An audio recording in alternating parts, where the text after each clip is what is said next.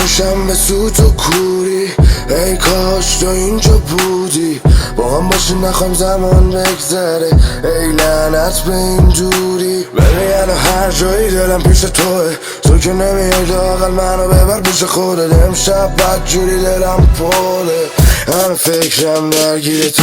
این پنجشنبه سورو جمعه، چرا اینقدر دلم پی طلوع صبحه؟ تو گلو بغضه شده قده یه قده، صد تا پرکم ترک خورده. بگو این پنجشنبه سورو جمعه، چرا اینقدر دلم پی طلوع صبحه؟ تو گلو بغضه شده قده یه قده، صد تا پرکم ترک خورده.